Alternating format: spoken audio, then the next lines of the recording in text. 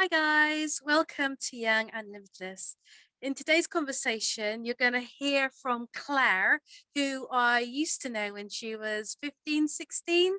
And she talks about having OCD as a young person, and things that have helped her, things that people could have done to help her, and some of the struggles she went through in order to be the amazing mum to three that she is now. So, Claire, you are 31, which I cannot believe because you look so young. What do you Thank you. remember about being between 14 and 16 years old? What was life like for you? Um, it was good, but it was up and down, very up and down. Um, it was a bit difficult. Had family issues and had OCD, which didn't help at all. But I think that was triggered by the family issues. It was a lot better once I went onto the active learning program and met everyone and had a new little life. It was obviously a long time ago, but then I moved out, and that Mm-hmm. helped even more. And then I think that helped with other relationships as well. I wasn't so on top of my mum then. We weren't, with each other all the time. We got on better. I ended up moving to a flat, which really helped, really, really helped. And then, yeah, it was good. It was good. It was difficult at times, though, definitely. So, what was Um, difficult? what was difficult? Having OCD was really difficult. It was controlling my life at one point where I just didn't go anywhere for the rituals that I did, or yeah, it took up a lot of my time. Became very slim, where I just never sat down really. I think, what else? What was more difficult? Arguments within the family. Mm-hmm. Um, just not being an adult where you can decide you don't want to do something. You're at that difficult age where you can think for yourself and you know you don't really want to do something, but you aren't old enough to say, oh, I don't want to do this today, because you have to do it because you're a child, and that's, your mum says you have to do something, or your teacher says you have to do something, you have to do it. And I think once I got to 16, or once I left home and then it was me that was in charge of my decisions, I found that just, yeah, released me basically. I think that just, if I was feeling really anxious one day, or something was troubling me and I really couldn't face it, I would do my best to face things. But if it really was that bad, then I could just say, no, do you know what, I don't want to do that. It's that not being controlled by someone else. I think that helped me a lot, an awful lot actually. If I didn't want to go somewhere, I didn't have to. If I wasn't feeling great that day and didn't feel like facing something, even though sometimes that's not the way to think, I think it was that fact I could say no. And it Mm. was down to me. It wasn't down to someone else making decisions for me. So, if you could go back and tell Yeah. your younger self some piece of advice to help her through that lack of control, and what would you tell her? I would say that things will definitely get better, and that the OCD will settle down a lot more. Um, and that once you leave the house and live on your own, that things will just only get better from there, really, and that relationship will get better. Yeah, I think that things will always get better, because when you're in that time, you can't really see a way out. Mm. It's just the same thing every day, same cycles. Just Mm. takes a while. So, when you said OCD, is there Yeah. like an example you could give us of something you did do that you figured out you didn't need to do and how that happened so that you don't do it anymore? Um, I don't know. I used to feel such anxiety that it was just a release at the time.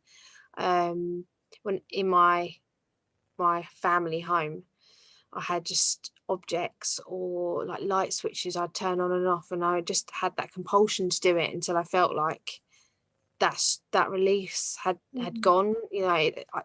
I'd been released of that stress, or it was always that something bad was going to happen. I don't know what I thought was going to happen, but it was just that feeling, that gut feeling, until it went. I had to do these things until that feeling went, and I felt calm within myself. But sometimes the feeling didn't go, and I'd be up and down all night instead of sitting watching the telly or relaxing, or my mind would be going into overdrive, and I'd be doing these things thinking this will make it better, and it doesn't, because ultimately it's a mental illness, and you need to get proper help to actually sort your way through it, really, or find your trigger.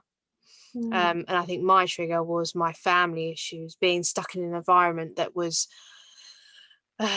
is not nice. It was I love my mum to bits and I get on really well with her now, but when I was a teenager we did not see eye to eye at all. And when my dad left, I think she took it out on me, even though she didn't mean to. And then my problems just became a massive problem to her. Like, she dealt with all these problems with him, and now I was having issues, and I don't think she could cope with it. And I think that a lot of things fell on my shoulders. And it was very stressful. It's really a really weird relationship, because I love to be at home. That was my safe place, but at the same time it was also the worst place for me to be. So it was a really strange time, because I loved to be at home, but I also really hated it. So yeah, that was. So, how old is your sister? My sister, what now? How old? Yeah, what's the age difference? Yeah, so the age her? difference is about 4 years in between us. Is she older or younger? She's younger than me. Okay. So what did she do? She was affected by it a lot, because she would see me doing these things, and I don't think she really understood what I was doing. And sometimes I think at quite a bad stage, there was one thing I used to do in the bedroom. I used to make her sit with me until I'd done it, and sometimes that would be ages, and it was mainly for company. And at the time you don't really think of it as being like, a negative thing. She was just talking to me while I was doing whatever I was doing, switching light switches on or touching something. But really that's quite a negative thing for a child to see. So yeah, I do have a bit of guilt around that, but when you're that age you don't really realise. Yeah, like you said, you're not in control. You're not doing it purposefully. You're just surviving almost. Yeah, basically. I think she was worried about me, but I think she was okay. She was okay. So, is there anything a friend could have said or done to help you? No, I don't think anyone could have done or said anything to make those things go away. It was only when I moved out of the house, I think these things were linked to the house and the stresses within the house, that things calmed down. When I moved in with my friend, things calmed down a lot. I still had the odd things I would do because of stresses in my life, and obviously for doing this for years and years and years. So I think I had it from about, I think I was about 10, to be honest. I think I remember bringing it up with my mum. It's a long time. Yeah, up until about 16, on and off. And sometimes even now I still, sometimes I'll repeat things and I'll think, no, you don't need to do this anymore, but it's just so ingrained into your brain, especially when there's something really stressful going on, or a situation that I'm not quite in control of. It will bring up those feelings, but they're not strong, because I'm an adult and I can say no. And I know, I think it's my triggers now will be something to do with the children, around the children, if something's going to harm the children, or say if they get really ill or something like that. I don't know, that's my triggers, but it's not the same anymore. But at the time I don't think anyone could have said or done anything for me, apart from I went to therapy, and that helped me see that I wasn't on my own, and there were other issues inside it. But ultimately I think what helped was moving out. And it wasn't through my own choice, but actually ultimately it did help me in the long run. But I really don't think there's anything anyone could have said at that time, really. You just have to go through emotions. But I did ask for help, and people were aware of my situation. I think people need to be aware of your situation, but it's not. If somebody had met you, so say you were meant to be in school, and somebody met you and they knew there was something but they couldn't put their finger on it, is there anything they could have asked or anything that they could have said to help you express yourself or find out what's going on? I think I was quite open back then with things. Obviously it's quite an embarrassing, you feel like it's quite an embarrassing thing to say, and people of your own age definitely didn't understand. My friends did not understand why I didn't go to school, why I had to go on the active learning program. They just didn't understand any of that side of things, and I did end up losing contact with those friends. I have them on Facebook and things like that, but I don't have that relationship that they all have through growing up together, basically. Which is a shame. That's one thing I do miss out of it all, out of leaving school, was those friendships. But at the time, with the things I was going through, I felt older than them in the sense of, especially when I got kicked out and having to find somewhere to live and going through that process of actually living on your own at what I was borderlining 16, I think. That was difficult because you suddenly just have to be an adult. Like, I suddenly needed to get my own food. I suddenly needed to remember to have money for electric. And even when I went to college, I found that I still didn't feel their age. I still felt older. I had responsibilities, whereas they really didn't. All they needed to do was just get drunk and do their schooling, and that's it really. Whereas I had to make sure I had money for food and everything. So it just made me grow up a lot quicker, and then I didn't relate to my age group as much as I would have done. So at the moment, there's a lot of Yeah, young people suffering from stress and anxiety, and have a little bit of OCD developing. yeah, If they can't move out of home, is there anything they can do? Is there anything they could take to yeah. help? That obviously that's not the best answer at all. No. Just for me, that's the only thing that really changed. I think it was more getting away from the stressful situation, that obviously you're less stressed, you're less likely to have these feelings. There are so many different things now that are available to young people that weren't when I was younger. It's not even that long ago for me, but I think things have changed dramatically. Like, mental health is spoken about way more than it ever was when I was younger. I think it was just starting when I was younger, really. So I think, like, these apps that you can get, the calming apps, there's breathing techniques, there's all these different things that you can be taught, or actually you can teach yourself from looking up ways on YouTube. Exercise is more of a thing these days, whereas when I was younger, I feel like it really wasn't. So even doing some exercise, going to the gym or doing some yoga or Pilates, that's what I would do now as a teenager. I think I would look into stuff like that. Then, because going to see a therapist is, you've got to be ready to do that. And I didn't have a choice because I was a child. For me, therapies worked more as an adult than it did as a child, because as a child it turned into my family's problems rather than my own.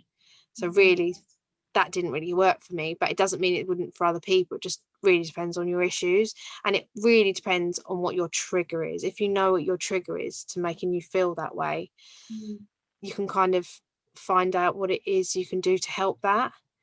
But I really do think there's so much more resources out there than there used to be. Websites and apps, and even speaking to people are so more open about it now. It's not so embarrassing to have a mental illness. There's so much out there about it all. I think I would have found that a lot more helpful when I was younger. So I don't really think the internet was a massive thing either. No. It sounds bad, doesn't it? It's making me sound really old. But it really wasn't a thing. So I think we are kind of got way more things to manage mental health than we did. And always speak to someone. Even if you feel embarrassed, you need to be honest with someone, because keeping it all in, I think it heightens the feelings, to be honest. But yeah, that would be my advice. say Neve is in secondary school and Yeah. one of her friends' mum comes to you and they say, you know, how can I talk to my child about it? What can I do to support my child without being in their face, so to speak? What would you say? Uh, I would advise her to do some research on it first. Mm-hmm. I would advise her to try and talk to her child in a way that she doesn't make her feel silly or embarrassed. And also, I think as a parent, my mum used to get really frustrated, and just when she saw me doing it so many times, she'd be like, "Can you just stop? You just need to stop." And it's just, I get that now as a parent, I do, because I suppose you get to that point where you just don't know how to help, but being frustrated only makes it worse, and it makes that person feel really, yeah, just so small, and like, I know I should be stopping, I know it's not normal, but I can't help it. And you can't help it, you cannot help it. I tread lightly. I would advise them to tread lightly, but to try and broach the subject, because it's important. You can't just let these things go. And I think this is the kind of thing that needs nipping in the bud, because it can just explode as soon as something stressful comes out. It can just explode into nothing. And with teenagers, I think a lot of it's to do with hormones as well. I think that really didn't help me, was the fact I was a teenager. The hormones just made me feel unsteady almost. So I think, yeah, that's the advice I'd say, is just you need to talk about it, but just be careful what you say, and try and make them feel comfortable as possible. Because the thing is, if you just go in and have a go at someone, or say, "I've seen you doing this and it's not normal, what are you doing?" They're just going to clam up. They're not going to tell you. They're not going to tell you how they're really feeling, or they're just going to brush it off and be like, "Oh no, it's nothing. It's nothing. I don't do that anymore," or something like that. But yeah, I think that's what I would say. Cool. So what have you learned from your experiences of having OCD? I've learned that bringing up children in a stressful environment is not healthy and can lead to these mental illnesses. So I am trying my best, Dean and I, to bring these children up in a happy, peaceful. I mean, there are the arguments. There's always going to be the odd arguments, but you need to reassure your children that this is just normal. It's just normal family things. We don't actually argue a lot at all, and especially not in front of them. But there needs to be boundaries, 100%. You can't just let them get away with what they want all the time for the sake of having a happy household. Definitely is boundaries in our household, but it's trying not to repeat the mistakes of the past, which is why I've been to therapy as an adult, because I didn't want to be the parent that it's really a bit unfair to say to my mum and dad, because my mum definitely did the best she thought at the time. Yeah. But I'm definitely more aware of what can do that kind of damage to a child. I think I try to avoid those kind of things, or we talk openly about things. But it is hard. It is hard because when you've been brought up around chaos or some of the time, chaos and arguments, or you're not speaking to each other very nicely, it's easy to carry on with those patterns, but you just have to try and be calm, I think. And yeah, I think that's it really. That's all I can really say on it. It's not easy, but you just have to try not to repeat patterns. Yeah, I think you're right. So keeping a calm environment, because Yeah. struggles will happen, but that Yeah. doesn't break you. You're going to learn, you're going to grow, you're going to develop as a family or as a person. Yeah. It's achievable. Yeah. Yeah. I think things are spoken a lot more openly in families now than they were before. I think that helps. I've got 2 boys, and I don't want them to grow up thinking that they can't talk about their feelings, because I think that is a key to a lot of these problems and suicides and awful things that happen that boys go through.